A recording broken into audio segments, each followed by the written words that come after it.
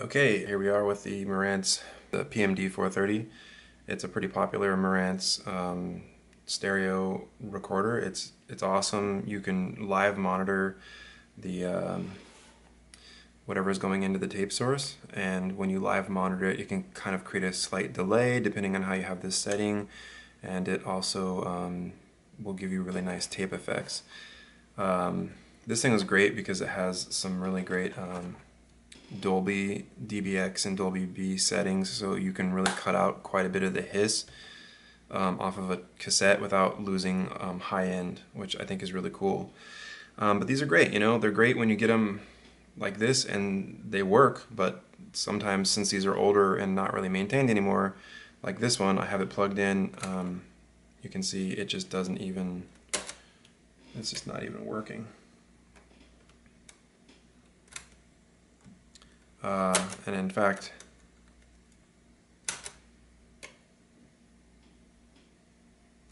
yeah, it's pretty bad. It was just working just a little bit. The belts were moving really slowly though. You can see it's kind of stuck. So see how it wants to move just a little bit.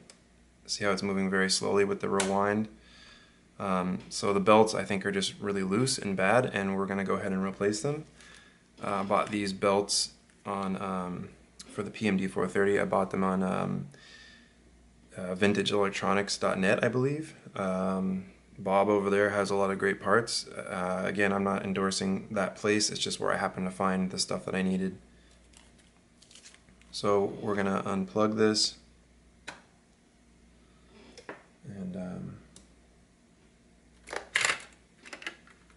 take all this out. And then, as I've always mentioned, I like to kind of have some labeled bags, especially for this one, because it gets a little difficult inside of there with how many screws and stuff that you have. We're going to need probably a regular Phillips head screwdriver for some of it, but a lot of it we're going to need an actual precision screwdriver, and trust me, you're going to want this because some of these screws, as you can see here, are really small. We're not going to need to take off the top cover at all to access what we need. We're going to need to remove the bottom cover, and then we're actually going to have to remove the circuit board and the tape assembly. And when you're installing the belts, it's nice to kind of have like a curved tool like this. I think this is like a pipe cleaner tool. You can buy actual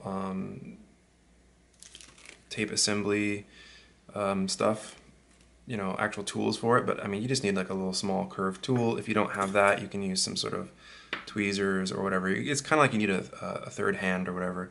I have some pliers here. We're probably not going to need these, but just in case we need to like grip on something or get in there. So don't worry about these little things and all this. This is for another video, and also this is just kind of like to show my boundaries so I don't lose stuff outside of the frame.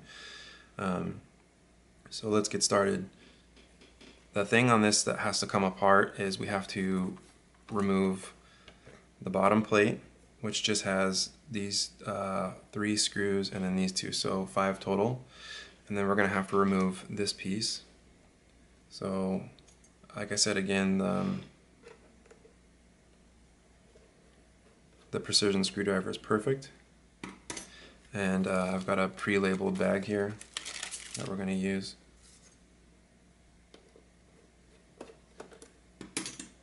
These are really tiny and you will lose them. And oftentimes if you buy some of these, they'll come with like missing screws, or because somebody's tried to get in there or the screw just fell out over time or whatever. And I've been looking online to find what kind of screws these are to replace on another one that I have. So if anybody knows these type of screws, what size they are, or has some sort of measuring ability to tell me, I would really love to know, because I'd like to buy some replacement ones. They've got a flat head and they're really shallow, as you can see. They're almost like a laptop type screw, but I tried out my actual MacBook screw on the bottom plate just really quick to try, and it didn't work. So I was hoping this by chance it'd be the same size screw, but it's too long. And this, as you'll see here, when I take this up this screw sometimes will come out, sometimes not. It has like a little nut that screws into the thing. So don't worry about it if it stays stuck like that, that's just fine. So I'm just going to leave that in there. And we're going to put this aside.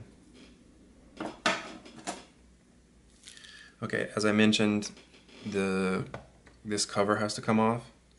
So we have to remove this piece. And actually when I pull the cover up, this little dial will just come right off. So I have another bag here that's labeled improperly, but I'm just going to remember that's all the parts for the faceplate. So this bag is labeled improperly, but I'm going to use it for the faceplate. Yeah, that'll just come up later. So this comes off. And then all we need to remove are these, and then we're going to remove these two screws here.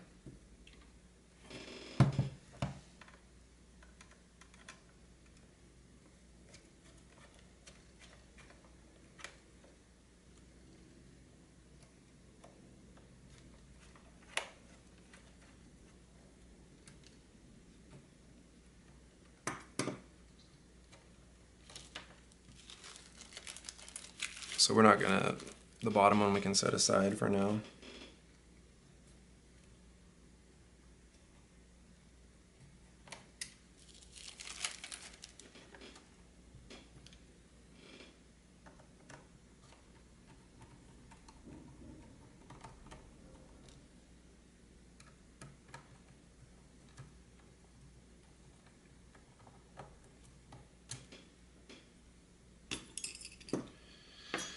I want to mention that there's 2 screws on each side,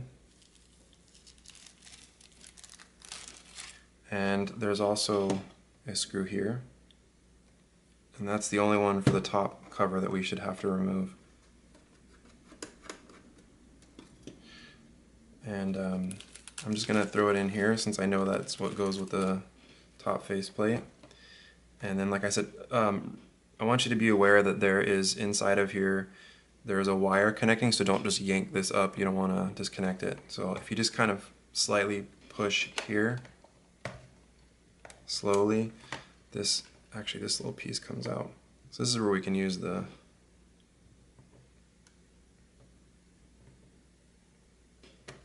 careful not to scar it, so don't grip too tight.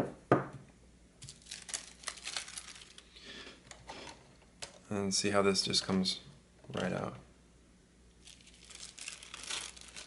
So now we've got all the pieces for this. And as I mentioned, there's a little I actually did just pull a little bit on the wires, but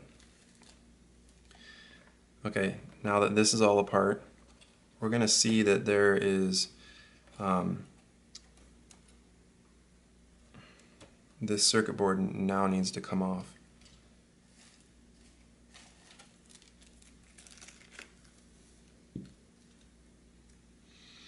And the parts we're not going to want to remove this screw. No, not this one, but this one for sure.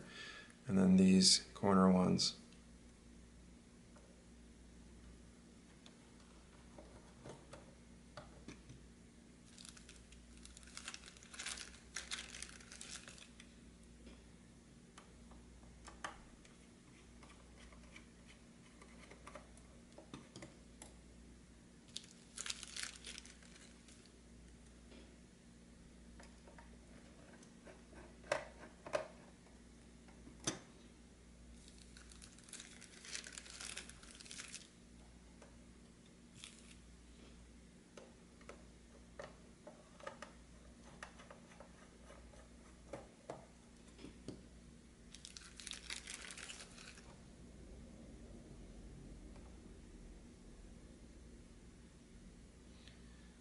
Just looking for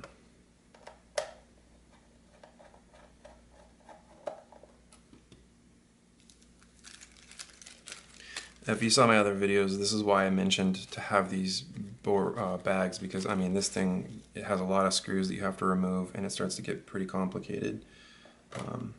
So the way this comes out is this is one piece and it slides up like that, and it slides up and out.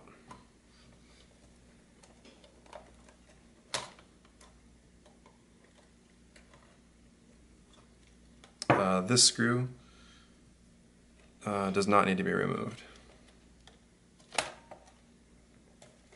So as you can see, this gets kind of tricky inside of here.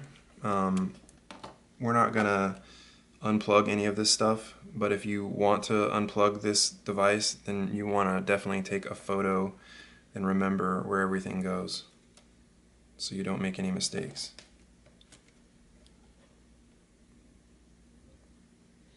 So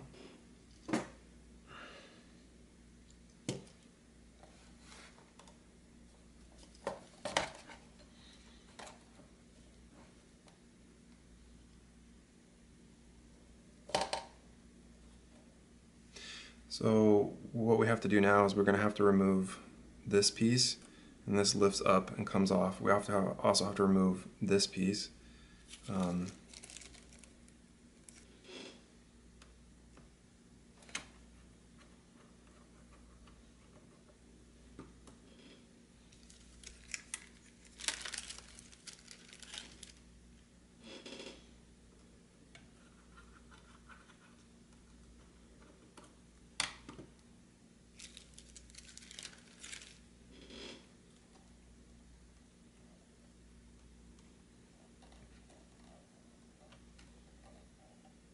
You can see a little belt in there.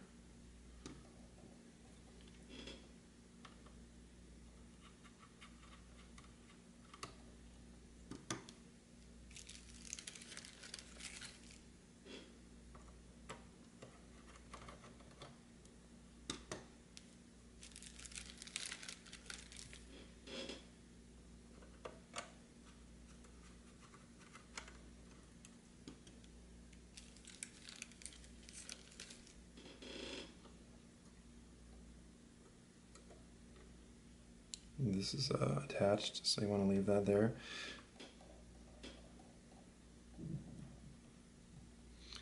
So one thing I recommend doing is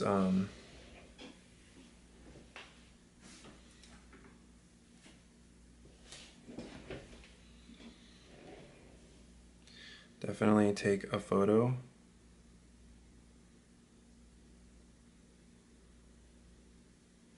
As you start to remove all these pieces, you want to make sure that you know where everything goes. So this belt in here, it actually slips under this little flywheel over here. So this actually has to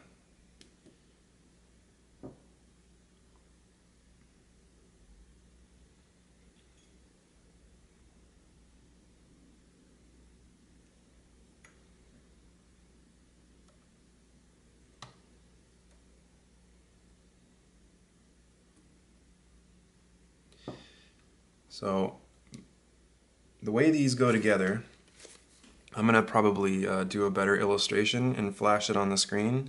So here you can see how I drew the flywheels, so you know what side they go on. This is on the right, this is on the left. The fat, so the first one that goes down is going to be this long skinny one. And that long skinny one goes around this little wheel, and then it's the very bottom of all of them. So you'll put that one on first. It goes around this little skinny wheel and all the way over to this wheel here. That's this one. And this one right here goes around this wheel, and then it actually catches on the inside of this wheel, and then it goes around on the bottom here, this little lip. Now, you're going to want, before you install that one, you're going to want to install the fatter one.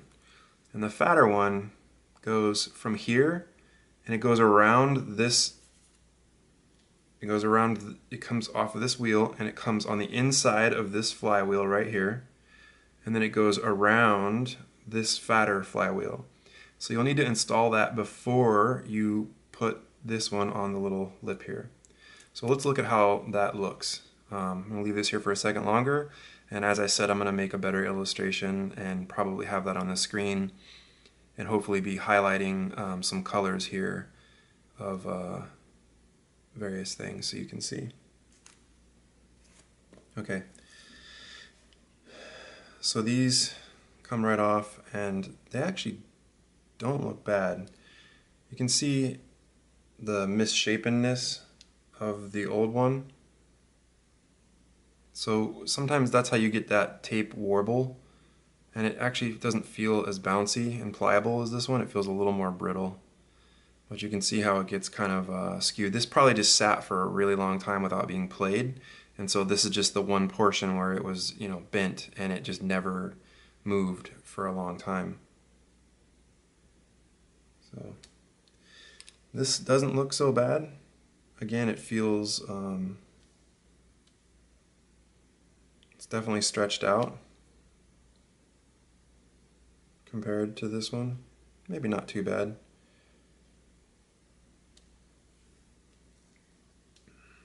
And then this one, again, as you can see, this will be the first one that we put on. See, it comes on here. And this is where this tool comes in handy. Sometimes you can just grab these things like that and pull them right off. This one is pretty misshapen as well. You can see kind of the difference. Alright, so these are our old ones. Let's just put these aside and keep them in case someday in the future we actually want to use them. So as we remember from the diagram, this is the biggest of the skinny ones is going to go on first. And this wheel has underneath it a little lip like that, so it's going to kind of go onto that.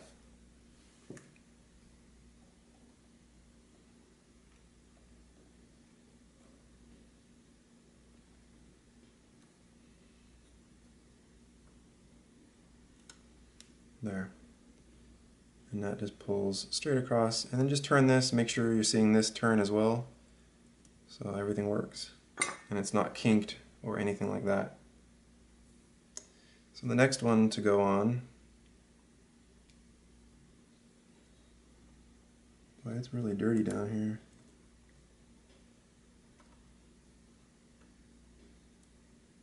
Just kind of cleaning off these little wheels. See how dirty they get, greasy they get.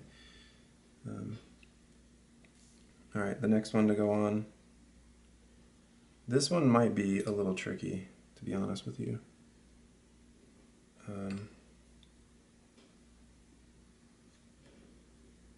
If you can't tell, I've never actually done this, so this is a first for me. Okay, so as you can see, this has, again, another little, has a little lip, a divot that the wheel or the band sits in on this one. So I put that in there, and then it goes around this one, and this one also has a little wheel around it. So we're going to let that sit like that. And next, we're going to put this guy on, the fat one, and that wheel goes around this right here, this little flywheel. And if we remember from my diagram, it's going to go around this wheel that we just put it on, and it's going to go around the inside of this flywheel, and then it's going to go on this wheel. So since I've never done this before, I'm imagining the best way to do this is to put this one in first,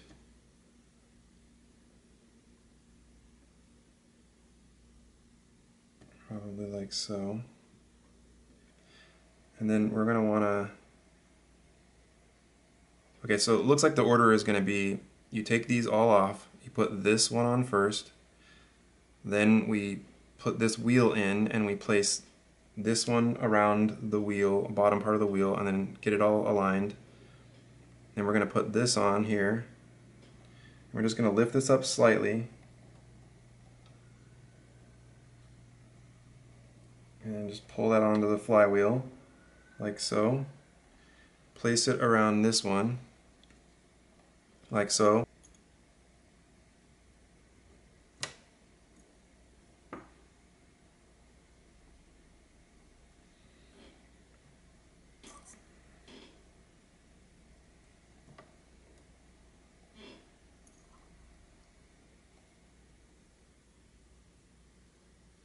Anyway, we're done here, so we're going to put this back together and we're going to give it a test.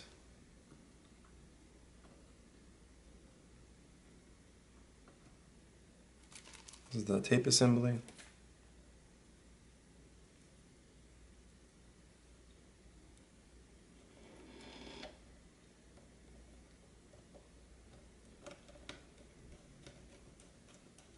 Don't tighten it down all the way. Let's make sure we're not pinching any wires, and that everything is copacetic.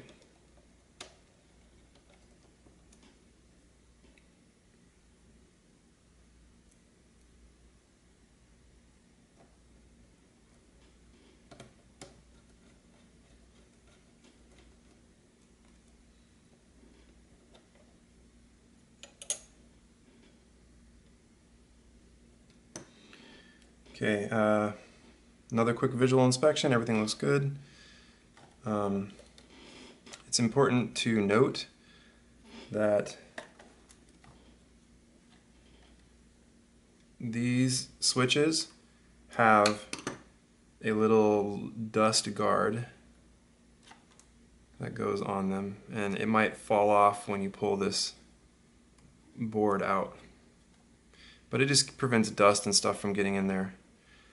And then the way this circuit board goes back in is it slides in and then pushes down. It goes under this, and then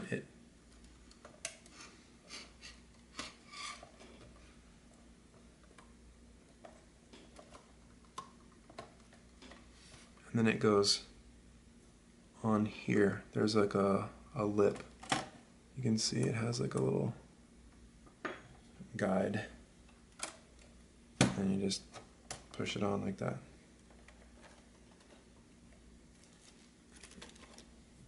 There are circuit board screws.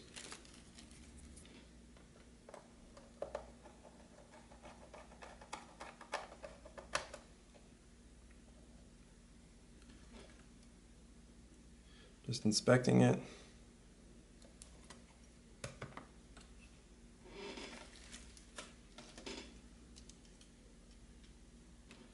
That goes there.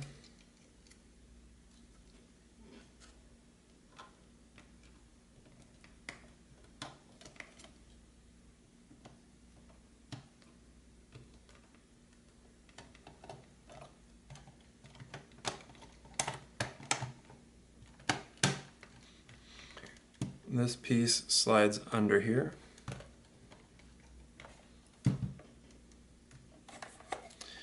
And then there's a screw that goes there.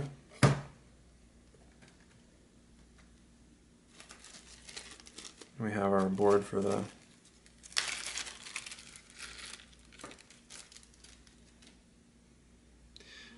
You'll note that this has a particular divot that matches up to this.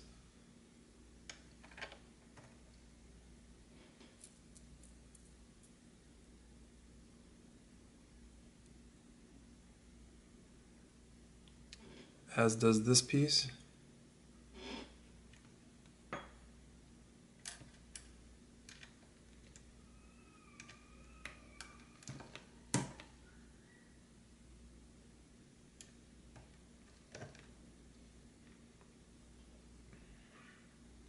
This has a particular way of going on as well.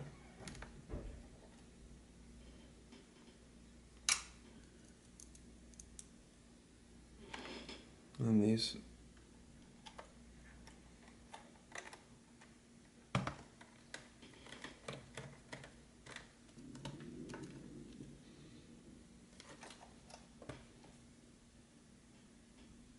This has a flat head. A flat head goes right there.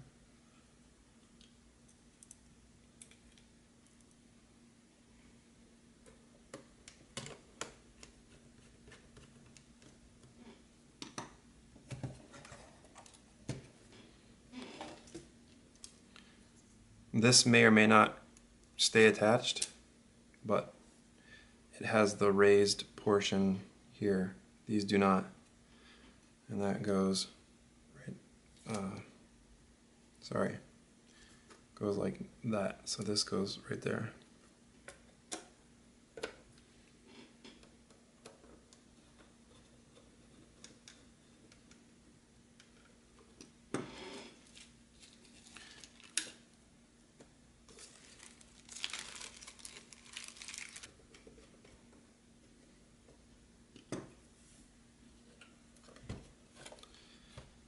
Okay, it's all put back together. Let's see if it works.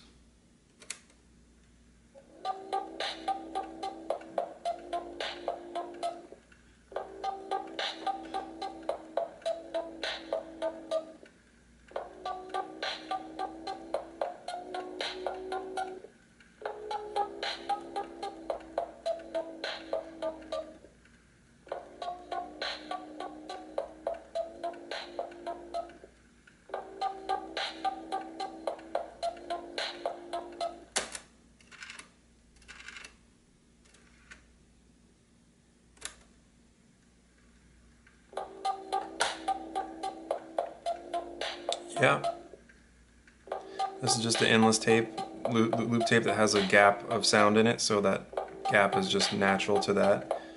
Has nothing to do with the actual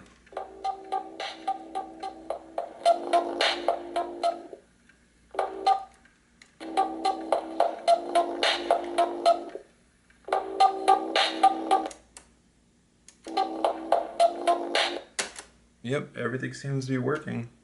So that's really good. And I've put a larger tape in there with something recorded on there.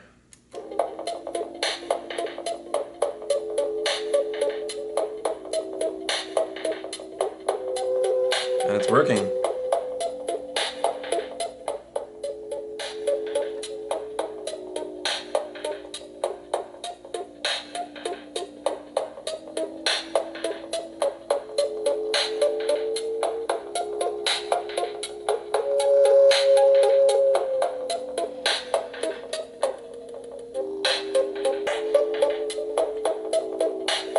Yeah, so thank you for watching, and looks like everything's working great.